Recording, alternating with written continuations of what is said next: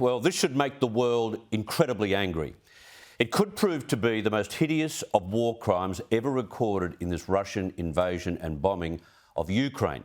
57 Ukraine prisoners, including members of the Azov battalion who escaped from the Mariupol steel plant, have been killed when a bomb obliterated the prison that their Russian captors were holding them in. 57 dead and nearly 75 wounded. Russia has blamed the Ukrainians for killing their own soldiers, which is so far from believable it's almost funny. But it's not funny because, according to some reports, the Russians targeted the prison with missiles to cover up their terrible mistreatment of POWs. Joining me now from the capital, Kiev, is Ukraine MP Inna Sovsun. Inna, thank you for your time. It's the ultimate horrific cover-up, this, and must be a cause of great grief for your country. Yes, indeed. And also add to that we learned those news literally within 12 hours after we learned yet another piece of terrifying news. The Russians released a video where a Russian soldier is torturing a Ukrainian soldier, cutting off his genitalia and then shooting him in the head. And then the body was dragged in a very terrible manner. This video itself came as a shock. And then while we were still thinking about that video, which of course is again terrifying, we learned about this attack in Olenivka prison, and that I think has the single goal is to make us scared. But that is the goal that Putin failed to achieve, because the only thing it did, it actually made Ukrainians even more committed to continue the fight. Because what they're doing here only mean one thing: they are not negotiable. We cannot negotiate with them. Literally half an hour ago, we learned that they did not let the Red Cross into the prison over there to examine the bodies. So again, that is yet another proof that we cannot negotiate with them. The only way to respond is, unfortunately, with force. It is unthinkable that anyone would gag a soldier, castrate him. It is the grossest of sadistic measures to care for POWs. You could just imagine why they did what they did at the jail. I think there's a connection between the two, because they don't want the world to know how they treated those soldiers in that prison.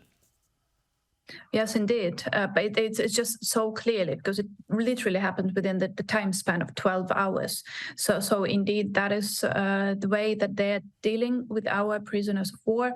And that is just terrifying. And I want the world to know about that. I had some trouble delivering this information, though, because I tweeted this information on my Twitter, and then Twitter blocked this tweet and actually banned my account for a couple of hours because I posted this video, and I uploaded the video, and there was a precaution saying that this video is very violent, but the world needs to know the truth, because if we just close our eyes and pretend that this is not happening, it doesn't mean that it is not happening. So I want the world to know, and I'm grateful to you for paying attention to that, because indeed that is just terrifying. That is beyond any, not even legal framework. It's just beyond humanity. Humans do not behave like this.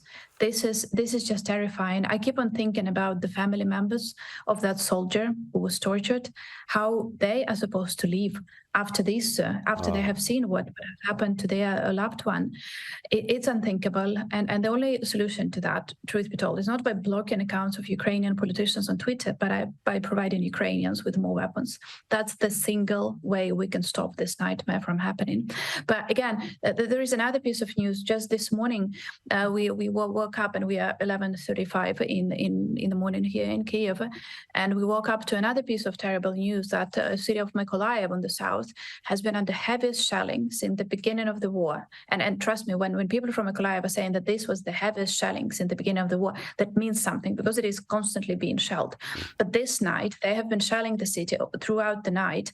And actually, during the shelling, they killed Mr. Vadatursky, who is top 15 richest person in Ukraine.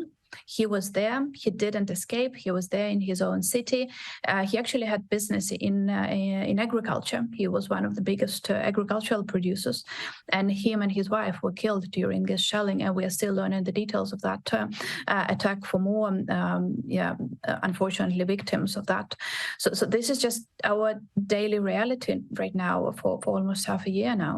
Thank you for those updates. Meanwhile, your president is urging hundreds of thousands of civilians in the Donetsk region to get out of there because he believes that the Russians will start killing civilians.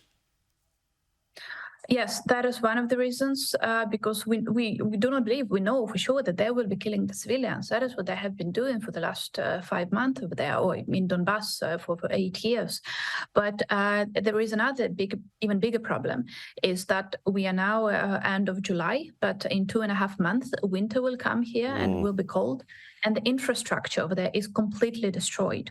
So the major reason, the major argument that the president is laying out to those who are still in those cities is that we would not be able to heat your housing because the infrastructure is completely devastated. It's completely destroyed. They were targeting it specifically. They were targeting the electricity sports. They were targeting the stations. All of that specifically was one goal: to make this land uninhabitable. And well, they succeeded so far because now we have to move people out of there. Yeah, for survival, for their own survival. Inna Sovsun, keep safe, as I always say.